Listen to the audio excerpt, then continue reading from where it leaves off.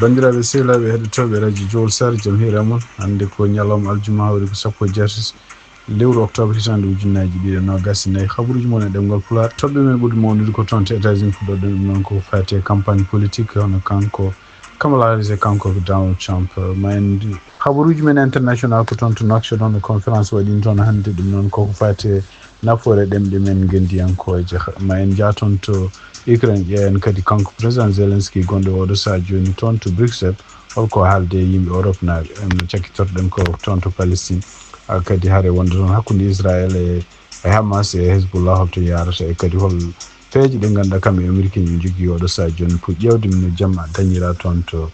Gaza walla toon to Palestine ko ɗum woni titre jan ɓurɗo mawnude oɗo journal ma en jañu hen joni siftinde ɗon tan hannde ko aljuma 17 lewru octobre hitande ujunnaji 2024.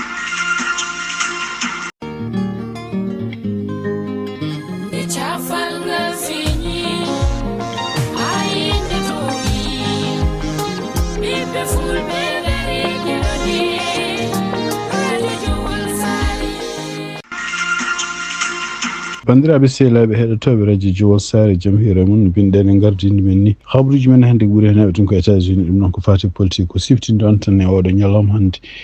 ne heddi balɗe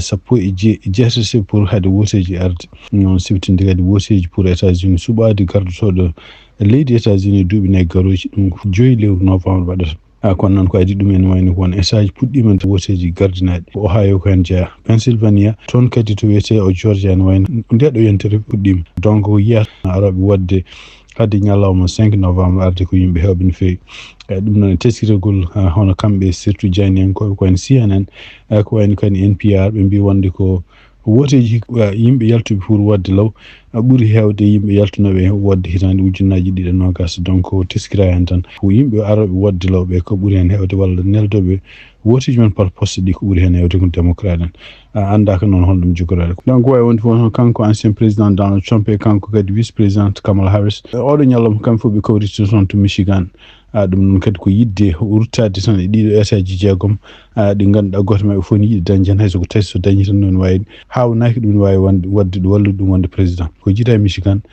kanko Kamala Harris e tugnade kadi ko CNN reporti gouverneur mo Michigan e gouverneur mo Illinois e gouverneur kadi mo Pennsylvania e gouverneur kadi mo Caroline du Nord kamɓe fof en wayno ɓe goni koye biso ɗeɗo balɗe pour kadi jonte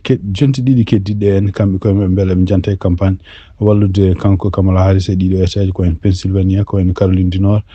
ko wayno Georgia ko wayno kadi Michigan e yantanma kadi hawnaki toon to Nevada e toon to Arizona ko jiiɗa ɗum ko teskira tan hannde e tournage kadi ko journaliste uji walla ko jagaleji jayniyankoɓe reporti hono kanko Donald Trump ene wayno ko won gueɗe ɗe ponno yaade ɗum noon ko événement ji surtout henna ko mbiyata National Rifle Association ɗum noon ko compagnie ji pewnoji pételaji walla jamiroji pételaji yo kutore en fonno yaade toon kadi pour wawde fottude e ɓeɗon o wadda men conférence kadi ɓeɗon kadi ko yimɓe ganduɗa en supportuɓe kanko Donald Trump no fewi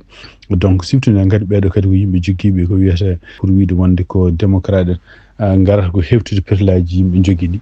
donc ɗum woni ko on fonno yaade toon e donc ene wayno e tugnade communiqué gomiɗo toon to ɗum ɗon donc association nationale kañum ene wayno mbi wonde ko communiqué e nder communiqué ɓe mbaɗi mbi wonde ko kayti fottudema ko kanko Donald Trump ɗum fof kadi e wiide mabɓe ko sibama Donald Trump calendrier muɗum e ko jiiɗa ɗum kadi e nder haaluji makko ɗi haali kadi e nder événement ji ɗi waɗi ɗum noon ko Fox News en walla gueɗe yimɓe ɓe fottuno toon oɗo saha joni konngudi makko nen kuutere no fewi surtout kadi addi caɗele mawɓe wonande yimɓe supporteur uji makko won hen gueɗe ɗe o warno toon to Univision ɗum noon ko jaydiyankoɓe espagnol en o haali hen gueɗe ɗi ganduɗa en surtout mo yetta hen yimɓe arnoɓe toon ñande 6 lewru janvier hitande ujunnaji 2024 ko wi wonde ko oɗon ko ñalawma belɗo ko ñalawma kadi kollowo yidde yimɓe o haali hen kadi o wi wonde ko hay goto e ɓeɗo yimɓe arɓe toon hay goto men jogno ko jiiɗa ɗum kadi ene wayno ko kanko hoore makko o wi wonde kadi e nder entretien mo haalde Fox News o haali hen gueɗe wi wonde ko yimɓe o huuli ko yimɓe añɓe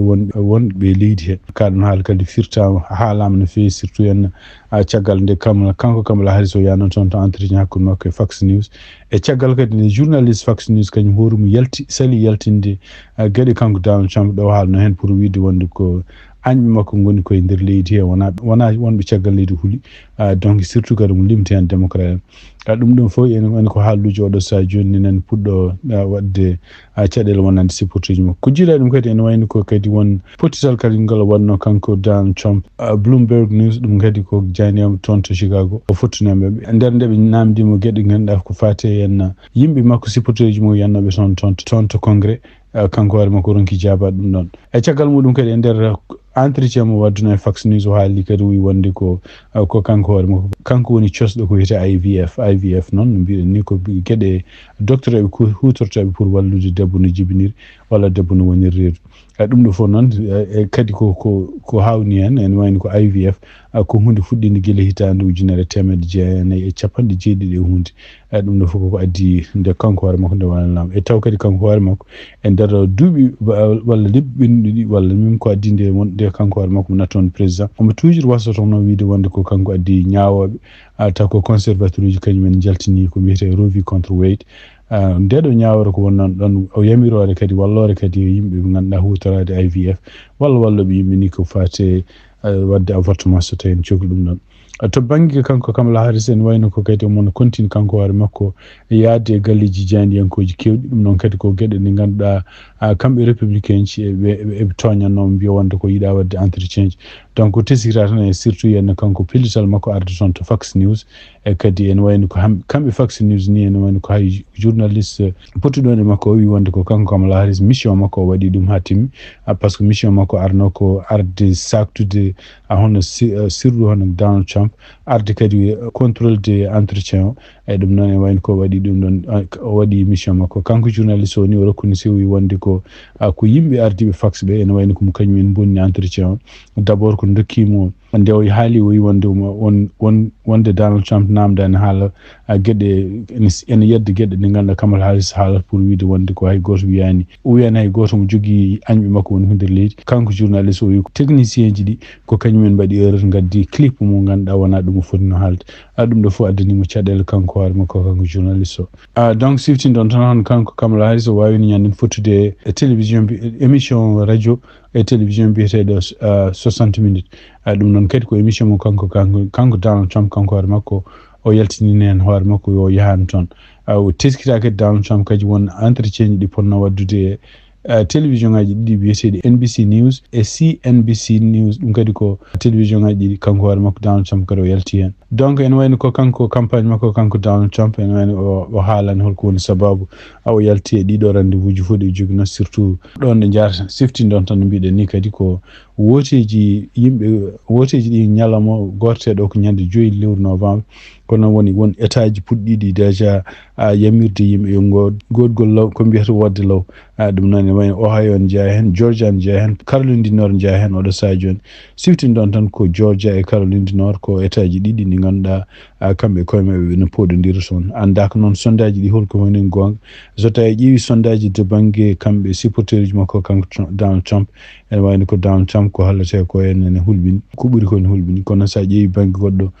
to banggue maɓɓe kamɓe démocrate en kadi ko hunde kadi ndi jiida wonde ko wawi wonde fof ene wayno ko kamɓe ɓeɗo ɗiɗo fof surtout kanko Kamala Harris eno jogui joni oɗo saha joni yimɓe hewɓe wonɓe e campagne pour makko en jeeya en limte hen hono kanko ancien président Barack Obama ancien président Bill Clinton jeeya hen ko jiida kadi ene wayno ken o dañi ken won hakke temedere neɗɗo taw ko yimɓe républicain ji ganduɗa ko guila wonnoɓe ambassadeur uji ha wonnoɓe ministre uji ha wonnoɓe conseil ji makko kanko Donald Trump jante makko siftini on tan kala joguiɗo kayitaji États-Unis kadi ne winditi hen yiiɗi wotoyde yo ya woto guila e law tawi nokku mo woni o ene yamiri woteji lawɗi ɗum ɗo fof kadi ko hunde nde ganduɗa henna ko pour rentade tan anda ka ñalawma woteji holno jogori wati ɗo saha joni ene wayno ko yimɓe hewɓe liggotoɓe e bureau ji woteji ɗi ene wayno kolli wonde bindama lettre uji walla neldama message uji téléphone aji ene ƴette walla ne menacé walla ne mbiya wonde so tawi ko continue liggade hen koko mbarate ene waɗa hitande fof ko noon hikka no wayni ɓuuri hewde caɗele hande ko jiiɗa e ɗumen kono kanko Donald Trump e tugnaji kadi communiqué gommiɗo toon to campagne makko ɓe goni koye ƴewde oɗo saha joni haaldude hono kanko Nikki Haley pour wawde ñagade ɗum beele ne yanta e campagne mabɓe ɗum ɗo fof ko beele ne yiiye kam au moins debbo no wone campagne makko kanko Donald Trump taw wal bolle ko fate campagne siftin don tan nikeli kanyum ko kanyum fodindiranno e makko kanko Donald Trump pour ko fate en élection ngaji primaire bangi républicain e kanyum horu men wayno wontino ƴattoji to jakun makko Donald Trump kono ko sakiti ko en wayno artino e Donald Trump o haalino kadi nder haaluji kewɗo haalno kanko nikeli o wi wonde so tawi ɓeɗo ɗiɗo nayeɓe démocrate et républicain hono kanko Joe Biden en kanko ko Donald Trump kala nde goto e mabɓe wonde candidat ene wayno ko parti goɗɗo ko debbo jogor wontude candidat e kañum jogor laamade ɗum noon ene wayno ɗiɗon haaliji gaddinonomo kanko caɗele kanko nikeli anda ko noon oɗo sahaji on holko jogori jabade campagne Donald Trump tawde heddi tan ko balɗe sappo e jeeɗiɗi hade wotiji arde e holko jogori wawde wadde surtout en tawde heeɓi ɗo en ko jiiɗa ɗum ɗon hono kanko Elon Musk ɗum noon siftin ɗon tan Elon Musk kañum jeeyi compagnie biyeteɗo Tesla kanko kadi jeeyi compagnie biyeteɗo X ɗum noon X kañum wonno Twitter e wayno mon continue yiyede ko wonde hon ballal makko e Donald Trump ko sakiti ko tan ne wayno ko ɗumnadde habaruji jaltuɗi e campagne mabɓe ka Donald Trump Elon Musk ko Donald Trump fuɗɗi campagne mum ko o waɗi hen 75 million ɗum noon ko balle makko pour wawde wallude Donald Trump ko jiiɗa e ɗum ɗon kadi ne wayno ko Twitter no walla page uji makko X ɗi jogui ɗi o wawino kadi wiide wonde ko kala neɗɗo ko yiɗi yo haal hen ɗum noon ko ene wayno ko gueɗe kalɗunoɗe États-Unis ɗum noon wona ene joguino hunde nde ganduɗa page uji mabɓe ɗi ene so tawi neɗɗo haalema hunde walla yiiɗa jokkodirma ɗo e blog ɗum fof ittin ɗum fof kadi ko wawde kanko hoore makko wallude yimɓe ɓe haalde gueɗe bonɗe ko fate ene démocrate en walla surtout ko fate makko kanko Kamala Harris beele en mbawa wadde ko beela joni noon ko ɗum waɗi ene wayni ko compagnie goɗɗo ganduɗa kañum hoore mum ko cawdiɗom poɗodiro e makko pour ardade compagnie o taw wiyete ko Blue Sky kañum hoore mum caggal nde kanko Elon Musk hamis nde tan nde o yamiri wonde ko hankkadi kala ko woni blogde neɗɗo e nder X ɗum natti hankkadi jogade doole donc hay goto wawa blogde goɗɗon ko hay sinde a bloqué neɗɗo ene wawi yiide poste uji maɗa ɗum waɗi ene wayno ko ergatano kene wona temedere ujunere neɗɗo windi si toon to Blue Sky pour wawde kañum hoore mum jogade toon compte uji donc e wiide mabɓe kadi sappo e ɗiɗi caggal muɗum kene wiye kono wona feccere million neɗɗo windi toon to Blue Sky yaltini hoore muɗum toon to X ɗum noon ko gueɗe kalanoɗe guila ñanden hono kanko Elon Musk gueɗe ɗo waɗata ɗo hen surtout en no wondiri e campagne kanko Donald Trump ni surtout kadi no bonniri gueɗe ɗe ganduɗa hen X pour kala ko wela haale hen surtout en hutorade AI koɓe mbiyata intelligence artificielle wadde hen photo yimɓe toña ɗum ene toña yimɓe taw ko wodani ɗum noon yiyanoma ɗum ɗon ne waɗa e page uji makko photo je walla film uji Hillary Clinton e kanko Kamala Harris en jaltina hen guilnde o fuɗɗi wadde ɗum wiyon ene tumano wonde ko hawnaki ma waɗ battane bonɗe wonande compagnie makko kono noon ko wawi wonde fof ene wona mon continue ɗum oɗo saha joni en wayno ko yimɓe nen puɗɗo yaltude toon to X fatude toon to mbiyata Blue Sky ne kañum hoore way kono X ni ko galle janiyankoɓe windotoɓe message uji muɗum taw ko message uji tappaɗe kabaruji e ɗemgal Pulaar e radio Jawol Sare habaruji men international guidirɗen ko toon to Mauritanie ɗum noon en ñalawma hono conférence goto waɗi toon ko fate nafoore ɗemɗe gendiyankoje jaydiyankoɓe meɗen ɗiɗi hono kanko Fuutanke Diaw e kanko Tidiane Niang jeehin toon ɗum noon Fuutanke Diaw bisimilla nafoore ɗemɗe men gam ɓamtare gendi fedde e rango ɓesgu men yuɓɓeni yewtere kikiɗe hannde ɗo e wuuro lamorgo Nouakchott to ɓernde ɓe cuɓi yewtude ko nafoore ɗemɗe men gam ɓamtare gendi ina artanene pandal fedde nde goto e terɗe mayre e micro Tidiane Niang nemi tus fedde ɗe min mbi ko ɓamtude jangde Pulaar ɗum ko fandare adide fandare ɗiɗi ɓe ko yiilade no ɗemɗe men gendiji nde tawno Pulaar aussi ene hodde ɗemɗe goɗɗe ɗemɗe men gendiji no woni to sababuji ɓamtare leydi men yimɓe noon so hoddi ene moƴƴi ndeno koddigal mumen so tawi ɓe janggi Pulaar ha en paami ko ngal men nden noon ganden no gonduɗen heddiɓe beele leydi ndi ɓamto hufno yewtere nde ko Dorogui Bobolonde kettoɗen mo ha joni e micro Tidiane Niang en puɗɗorima inde Allah yettude gueɗo tagɗo en tagui tago feere leydi waɗi en khalifaɓe mum tagɗo towɗo o ko gueno goto mo ala nanɗo o tagɗo tago waɗi en hen tagani nandu mum ko kanko woni Allah towɗo o mo cuɓo hen ten towal mum dokkude en ko ɓuuri ko tagno e tagoje woni Mouhammadou mo jaɓe e kisal goni e mum sallllahu alayhi wa sallam weltare mawde wonani en mi ala hande ko mbawmi yobde on so wona Allah jarama on jarama woni ko pour mi yettirde on min jawte baaɗe hono ni ɗe mbaɗatmi wona tan wadde ɗum e Pulaar kono ko waɗande ɗum mbiɗon ko ɗemngal Pulaar ko min balluɗo toɓɓere yewtere meɗen hannde nde mbiɗen yen jewtu ko fewti e ɗemɗe e nder ɓamtare e nde yaaji. kanko Doro Gueye warti rokkude yeruji dalilaji nafoore ɗemgal Pulaar. mi wiyani mi janngani arab, mi wiyani mi haalata engele, mi wiyani mi haalata chinois, kono ɗemgal ngal Allah rokkingal ngal rokkinimi yomi rewru ngal, mami janngir ngal, mami faamir ngal, mami eto dañirde ngal gande, mami eto faamirde heen Allah, mi rewra ngal Allah, mi yettir ngal Allah, ete mi holla mbeɗo weltene ete mbeɗa gomɗini somi waɗani ɗum komi goto. mi wiyani yen ƴettu Pulaar o yen janngu ɗum e Pulaar, mi yettaki raw, kono mbeɗa andi won seeranɓe men ɓe no ɓe jangguiniri en diina o, kamɓe koye mabɓe janggi ɗum koye ɗemɗe mabɓe. enen fof en mbaɗi duɗe men alqurande limtoji ɗi puddorɗen ɗi, sa reedu en alif jawɗo en sin ñiiƴe en, ɗum kay ko Pulaar. sa wiyama ɗa koyngal ɗum ɗo wiyete ko mémotechnique, ay ngal ɗo karallagal mi yanana wiyama ko 1768 ngal are meɗen e nder Fouta, Souleymane Balen première promotion pir sañe ko Mama Samba Diop Murtude wiyatno ɗemgal ko ma jangge jangte. musidɗo mon Foutangue Diaw ngam radio Jowol Sare. ha hande habaruji men international tonto moynori hono kamɓe Israel naɓe ɓe ne continue hande bombardement ji mabɓe ɗum noon ko tonto Liban e tonto Gaza siftin ton tan hanki hono ñalawma hanki ɓe mbawino wiide wonde kadi wonde ɓe jooɓima fittandu oɗo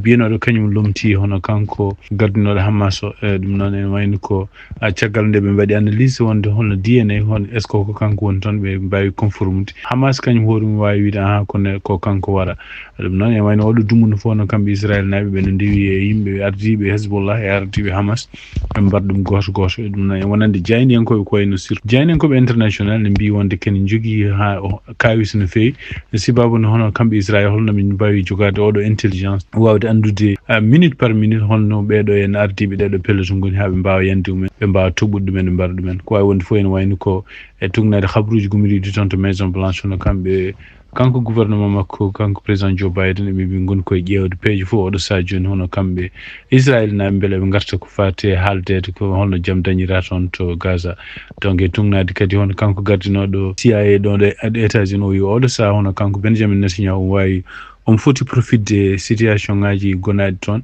tawde ɓe mbawi ko wiyete kam wadde avance mawɗo e ilminde yimɓe hewɓe ardinoɓe ko fate Hamas e ko fate Hezbollah ƴewde joddade table pour beele ɓe dañƴi jaam toon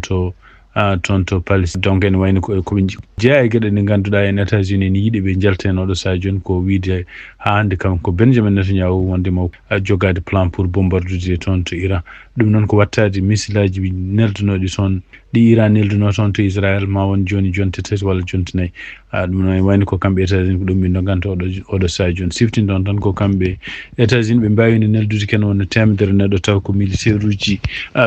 joguiɓe karallagal wawde hutorade machine goto machine o kadi ko cammino missilaji ɗum noon ko machine sophistique ɗum noon ɓeɗon kadi wona no mbiri wona pour jeeyede harare ko noon ko wawde manipulde oɗon machine ko wawi wonde fof en wayno ko harande en continue hono kamɓe ministre toppiride ko fate cellal toon to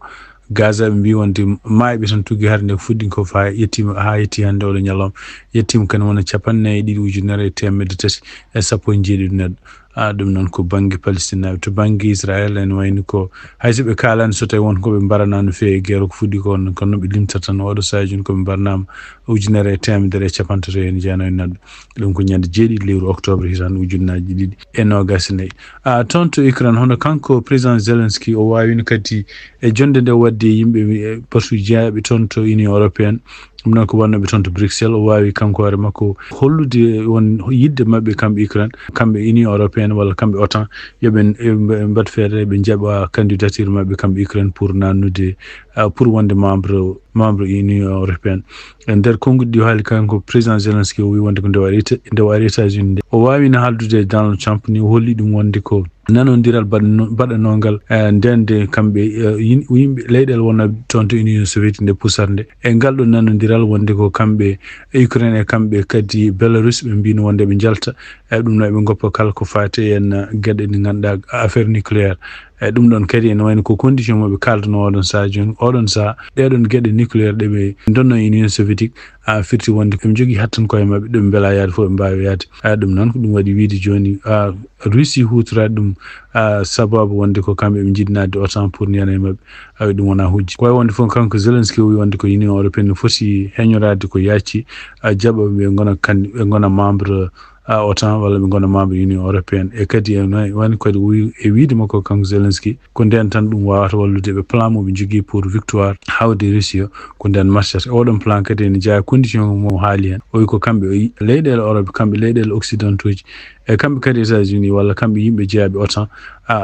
kaɓirɗe ɓe dokkimo kanko Zelensky ɗe won hen kaɓirɗe ko kaɓirɗe wawi hutorade fellude nder leydi Russie kono noon ene wayno ko kaɗaɗo ɗum noon ko yooɓe jamiro wonde o wawa hutorade ɗeɗon kaɓirɗe ko nden tan o wawata wawde wattade Russie walla habtade walla folde Russie